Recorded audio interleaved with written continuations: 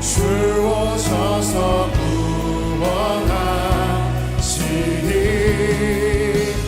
약한 자들에게 강한 능력으로 주오셔서 구원하시니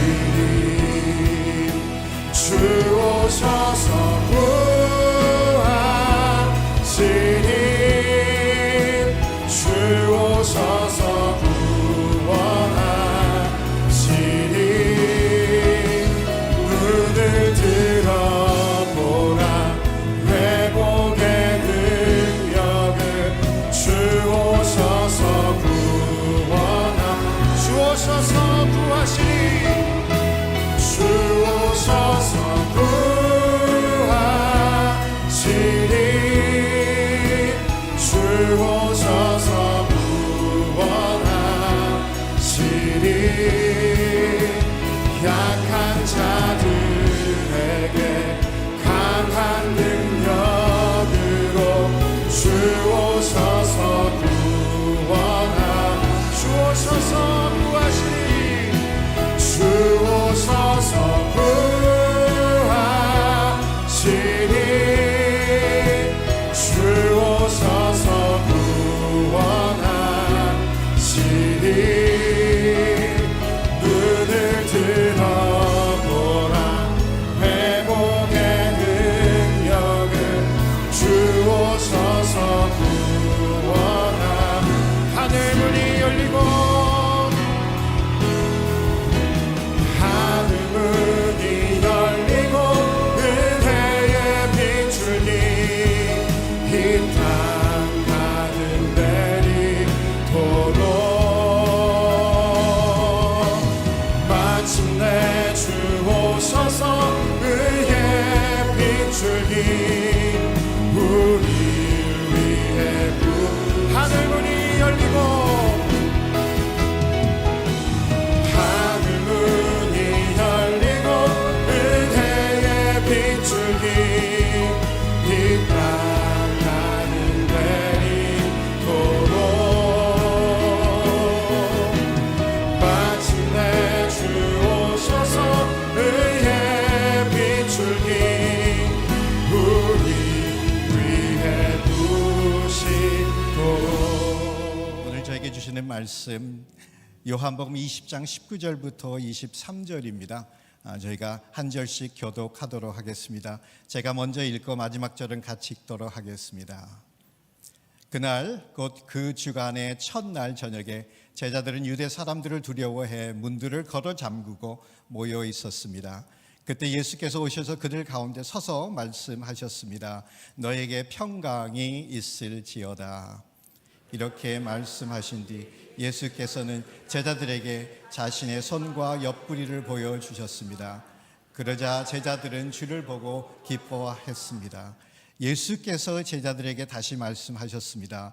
너희에게 평강이 있을지어다. 아버지께서 나를 보내신 것처럼 나도 너희를 보낸다.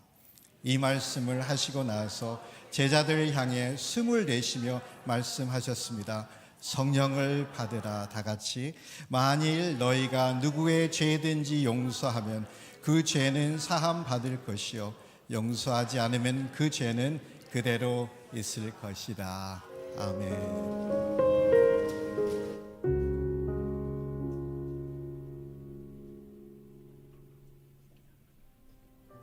성도 여러분 안녕하세요.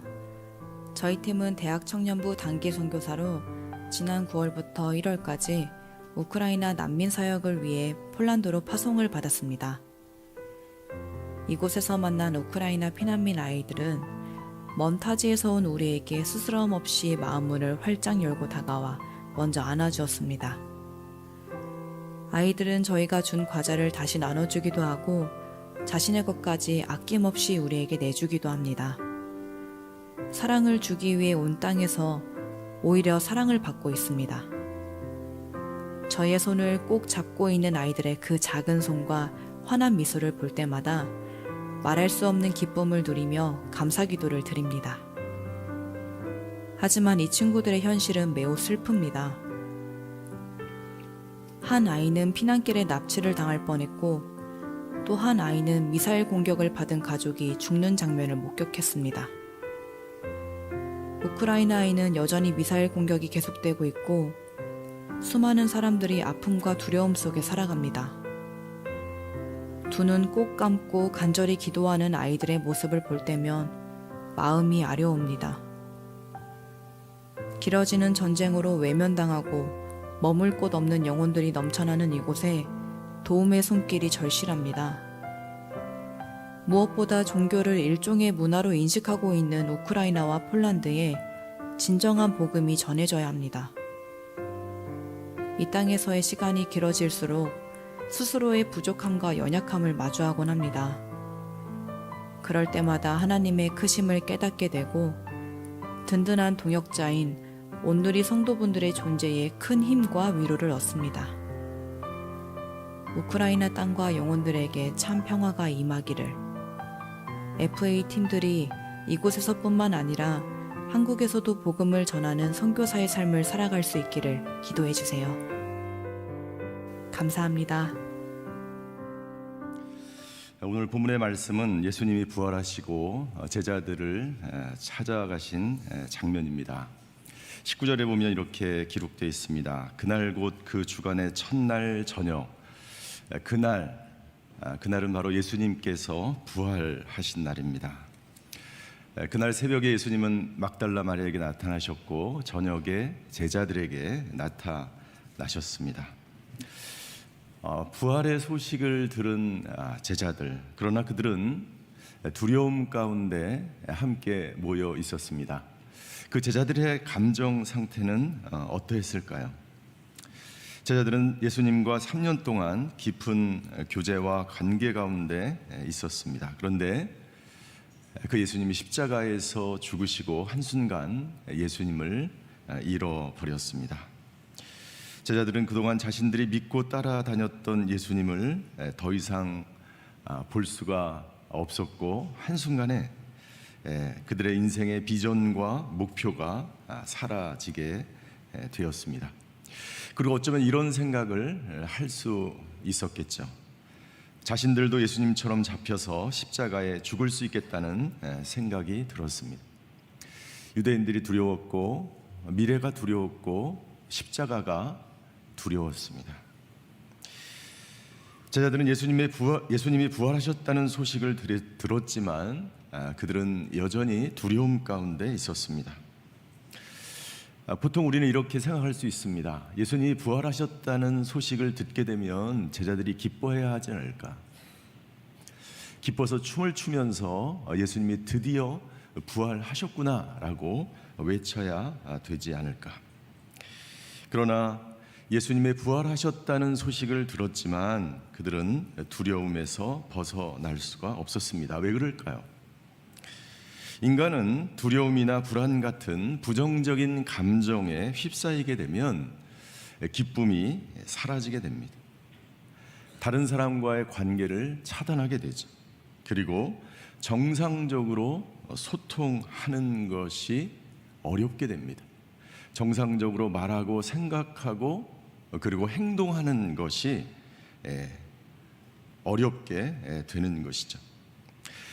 부활하셨다는 그 소식을 들었다는 것과 내가 직접 예수님을 보는 것과는 완전히 다르기 때문입니다.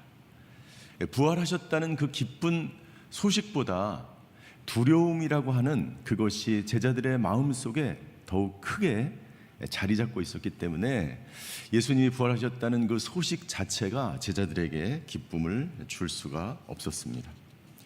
그래서 19절에 보면 이렇게 기록되어 있습니다. 제자들은 유대인들을 두려워해 문들을 걸어 잠그고 모여 있었다라고 기록되어 있습니다. 제자들은 문을 걸어 잠그고 있었지만 예수님은 그들 가운데로 들어가셨습니다. 부활의 몸이 되신 예수님은 시간과 공간을 초월해서 그 걸어 잠그고 있는 그 문을 통과해서 제자들에게 걸어 들어가셨던 것이죠. 저와 여러분들이 아무리 문을 걸어 잠그고 있어도 우리의 마음 문이 닫혀도 부활하신 예수님은 우리 가운데로 들어오시는 분이십니다. 우리가 마음을 걸어 잠그고 있을지라도 예수님은 우리의 마음문을 열고 그 안으로 들어가셔서 우리와 만나기 원하시는 분이십니다. 오늘도 수많은 사람들이 두려움 가운데 살아가고 있습니다. 실패를 두려워하고 미래를 두려워하고 건강을 두려워하고 사람을 두려워하고 관계를 두려워하며 살아가고 있습니다.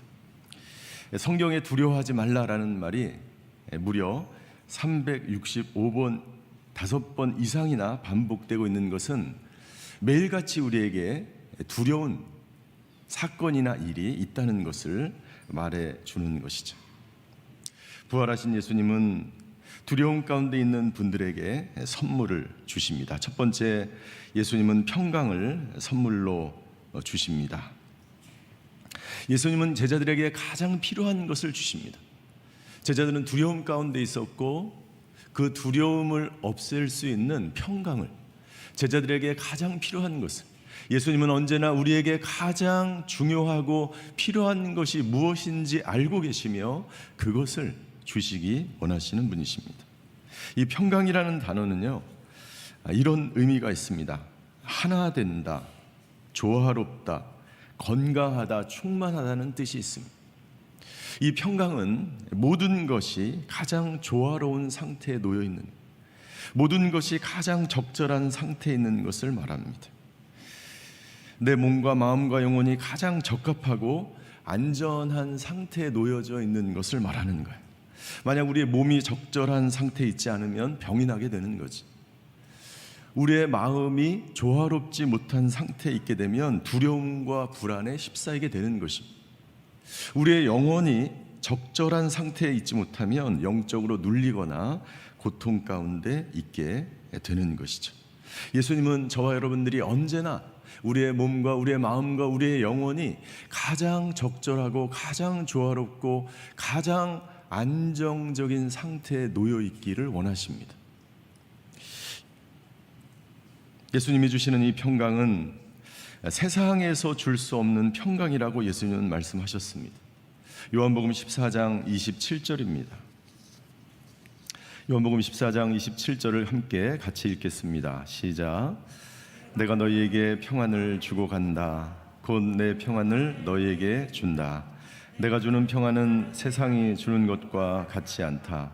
너희는 마음에 근심하지 말고 두려워하지 마. 세상이 주는 평강은 우리에게 진정한 마음의 평강을 줄 수가 없습니다. 세상에서 주는 평강은 환경과 관련이 있고 조건과 관련이 있기 때문에 그것은 잠시 우리에게 평안을 줄 수 있지만 영원한 평안을 줄 수가 없습니다. 예수님이 주고자 하는 평강과 세상이 주는 평강은 완전히 다른 것이죠. 예수님은 평안을 주시겠다고 약속하셨습니다. 그리고 예수님은 부활하셔서 제자들에게 나타나셔서 그 평강을 선물로 주셨습니다. 20절에 보면 예수님이 이 평강을 선포하시자 제자들에게 두려움이 사라지고 기쁨이 넘쳤다라고 기록되어 있습니다. 무엇이 두려움을 사라지게 하였을까요? 죽은 줄로만 알았던, 십자가에서 죽은 줄로만 알았던 그 예수님이 부활하셔서 부활의 몸으로 그들의 눈에 나타나신 것입니다. 부활하신 예수님이 부활하셨다는 이야기를 전해 들은 것만으로는 제자들이 평강을 누릴 수가 없었습니다. 그러나 그 예수님을 눈으로 보게 되자 그들에게 기쁨이 넘치게 되었다는 것입니다.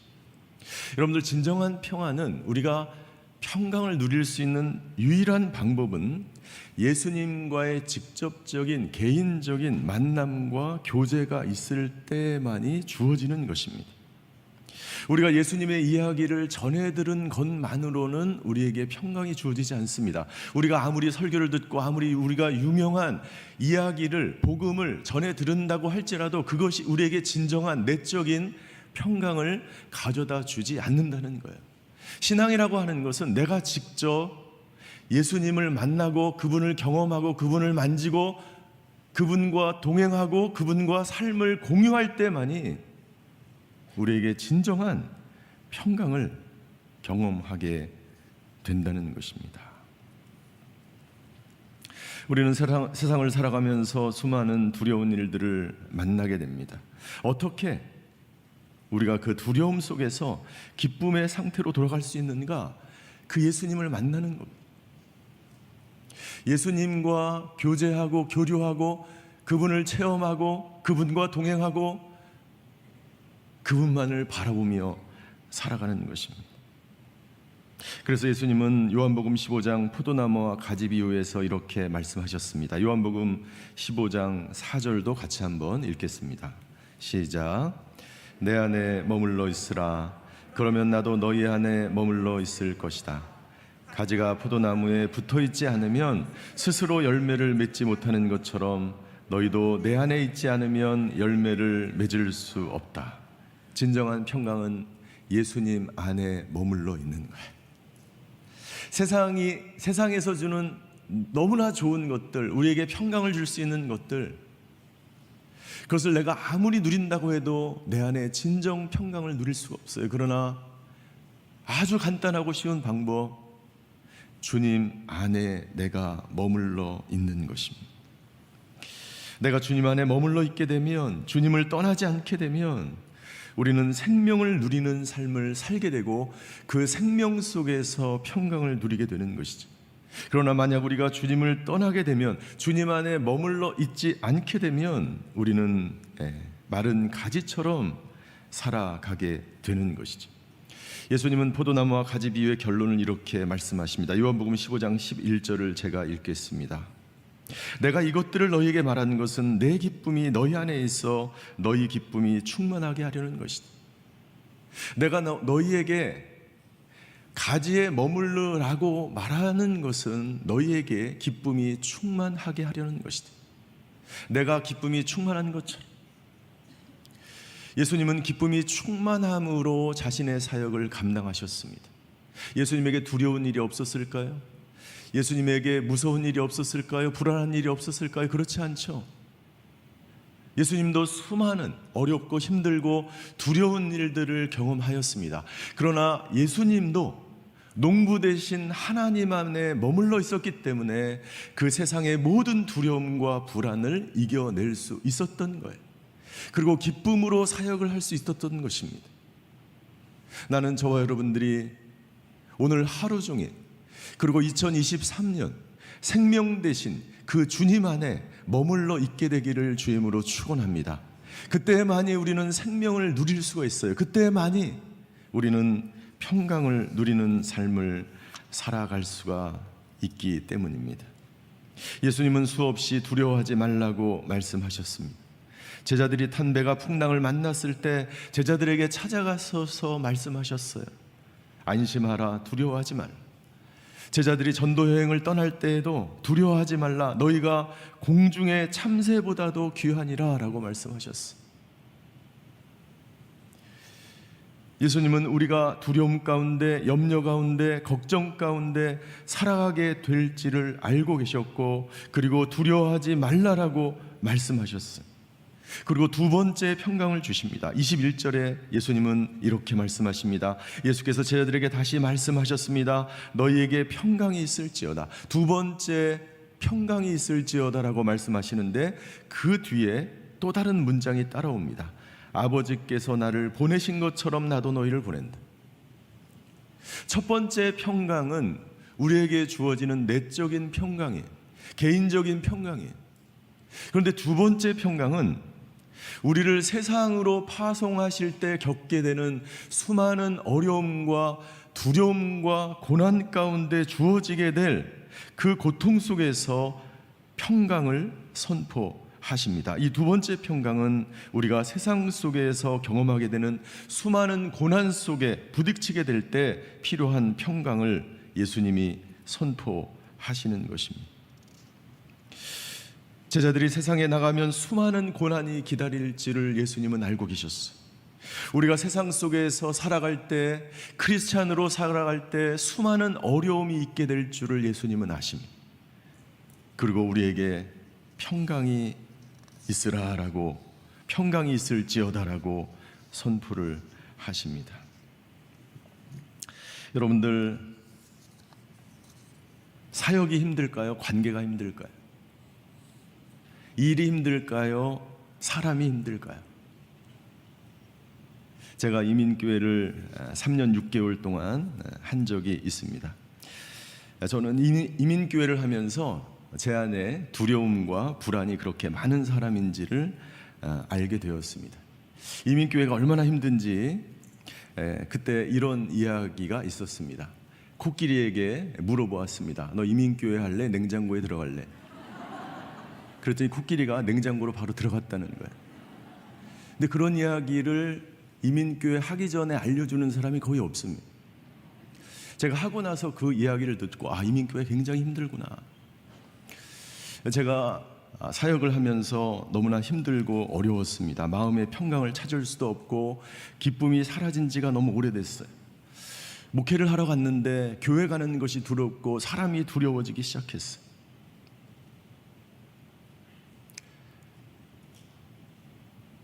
마치 베드로처럼 내 목회 인생이 끝난 것 같은 그런 감정이 들었습니다. 그런데 그 어렵고 힘들고 고통스러운 그 목회를 어떻게 이겨나갈 수 있었는가? 그 비결이 있었는데 바로 새벽 기도였어요. 제가 할 수 있는 것이 아무것도 없더라고요. 능력도 없고 가진 것도 없고 부족하죠. 그리고 마음은 두려움으로 가득 차 있었습니다. 아무것도 할 게 없으니까 기도밖에 할 수 없는 거예요. 하나님, 제가 항복합니다.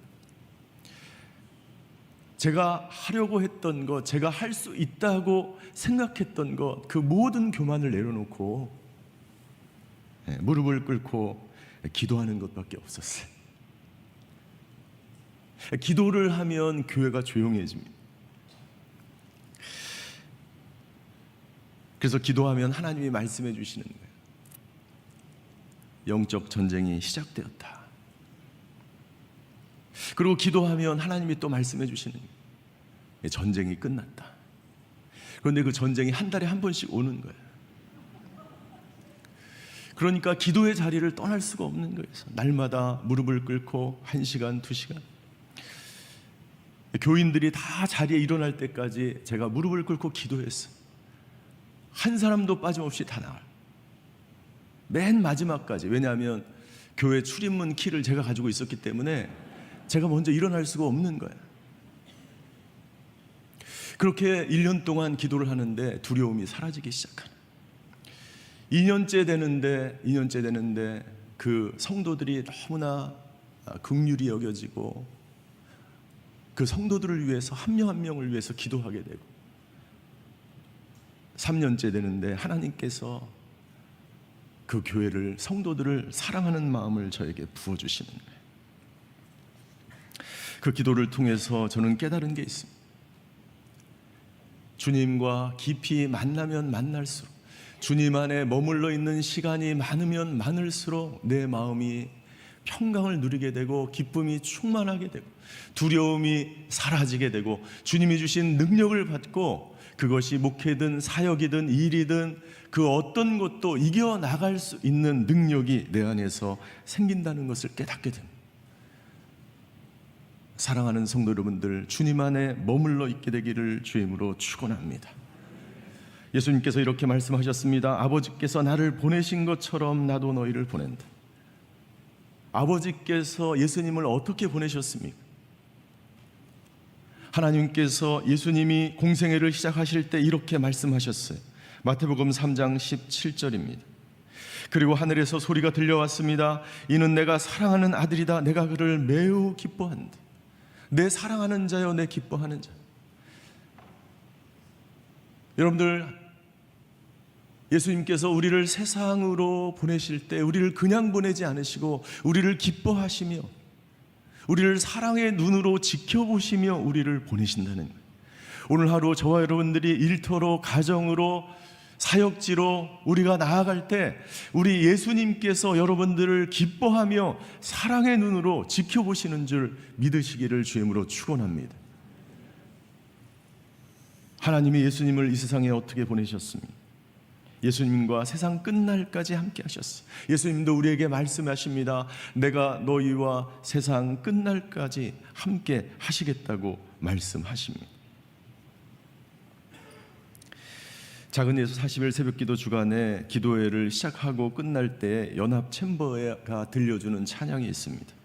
이 찬양은 최영덕 간사님이 곡을 쓴 우리 오 신실하신 주 하나님 한 번도 나를이라는 찬양, 우리 최영덕 간사님의 간증이 있는 찬양인데요. 우리 간사님의 딸이 6년 동안 뇌종양으로 암 투병을 합니다. 그리고 결국 16살의 나이로 딸이 천국으로 가게 됩니다. 천국으로 딸을 보내면서 하나님은 신실하신 하나님이라고 고백합니다.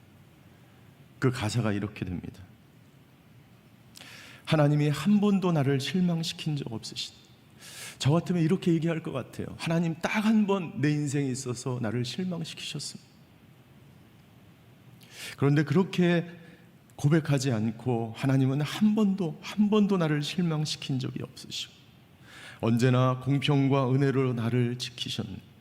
지난 모든 세월 돌아보아도 그 어느 것 하나 주의 손길 안 미친 것 전혀 없네. 오 신실하신 주, 오 신실하신 주. 내 너를 떠나지도 않으리라, 내 너를 버리지도 않으리라. 약속하셨던 주님, 그 약속을 지키사 이후로도 영원토록 나를 지키시리라 확신하네. 예수님에게 이 확신이 있어. 우리 최용덕 간사님에게 확신이 있어. 저와 여러분들에게 영원토록 우리와 함께 나를 지키시고 나를 보호하시는 예수님이 계시다는 그 믿음과 확신이 저와 여러분들에게 있게 되기를 주임으로 축원합니다. 그때 우리에게 평강을 누릴 수 있고 두려움이 변하여 기쁨이 되는 것입니다. 예수님은 두 번째 선물을 주시는데 예수님은 성령을 선물로 주십니다.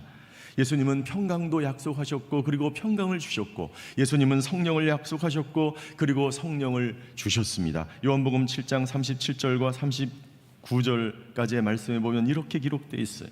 초막절의 가장 중요한 날인 마지막 날에 예수께서 일어나 큰 소리로 말씀하셨습니다. 누구든지 목마른 사람은 다 내게로 와서 마시라. 누구든지 나를 믿는 사람마다 성경의 말씀대로 생수의 강이 그의 배에서 흘러나올 것이다. 이것은 예수님을 믿는 사람들이 받게 될 성령을 가르쳐서 하신 말씀이었습니다. 예수님은 성령이 오실 것을 제자들에게 미리 말씀하셨습니다. 그리고 성령을 선포하십니다. 성령을 받으라.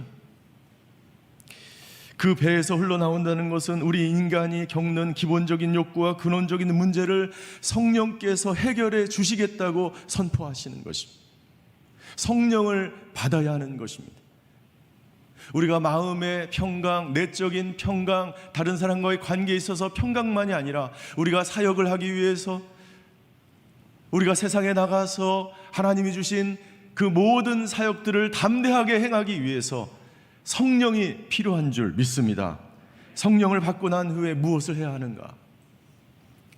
성령을 받고 난 이후에 선교지로 떠나라, 신학교에 들어가라 라고만 말씀하지 않으시고 이렇게 말씀하셨어요. 성령을 받으라라고 말씀하시고 23절입니다. 만일 너희가 누구의 죄든지 용서하면 그 죄는 사함을 받을 것이요 용서하지 않으면 그 죄는 그대로 있을 것이다. 성령을 받은 이후에 해야 될 것, 다른 사람에게 찾아가서 용서하라.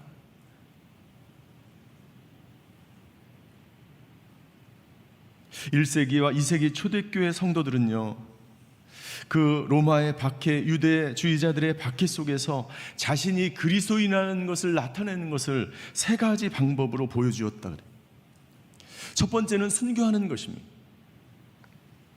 예수님을 믿는다는 이유로 박해를 당할 때 자신을 위하여 십자가에 죽으신 예수님의 뒤를 따라서 순교당하는 것을 당연하게 여겼고 기쁘게 여겼다는 거예요. 두 번째 방법은 자신의 신앙과 믿음을 변증하는 것입니다. 율법주의자들의 주장과 로마 제국의 황제 숭배 사상 등에 대항하여 오직 예수님만이 유일한 길이요 진리요 생명이라는 것을 변증했다는, 그래서 베드로는 누구보다도 놀라운 변증으로 성령을 받은 이후에 예수님을 증거하고 예수님에 대하여 설교할 수 있었던 거죠. 세 번째 방법이 있는데, 세 번째 방법은 모범적인 크리스찬으로 살아가는 거야. 모범적인 세계 시민으로 살아가는 거야. 실제로 로마인들이 그리스도인들을 처음에 볼 때 그리스도인들을 핍박하고 경계하였습니다.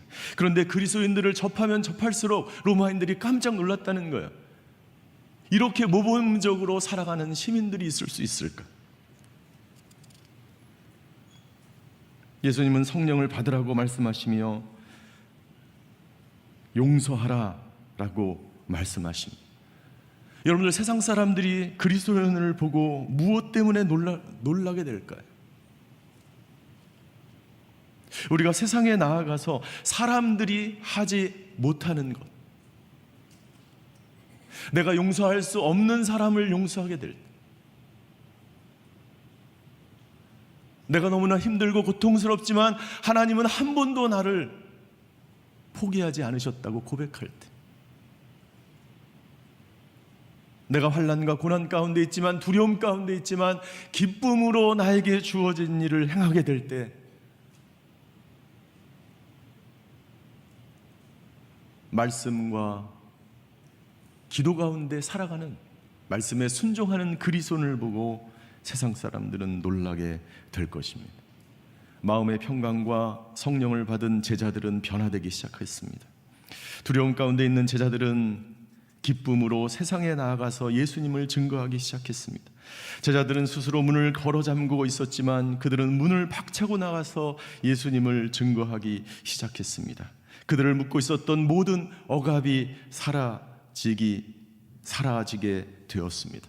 나는 저와 여러분들의 있는 모든 두려움과 묶임과 모든 결박이 모두 사라지게 되기를 주임으로 축원합니다. 여러분들 가운데 예수님이 주신 생수의 강이 흘러넘치고 평강과 성령으로 충만함이 있게 되기를 주임으로 축원합니다. 부활하신 예수님의 능력이 우리의 모든 정서적, 정신적, 육체적 모든 고통과 질병과 죽음과 사망을 이기게 되는 줄 믿습니다. 부활하신 예수님을 만난 제자들은 성령이 충만해서 나보다 더 큰 일을 너희가 하리라 라고 말씀하신 그 예수님이 주신 그 말씀을 붙들고 예수님 안에 머물러 세상 곳곳으로 흩어져 병자들을 고치고 복음을 증거하고 하나님의 나라를 증거하였습니다.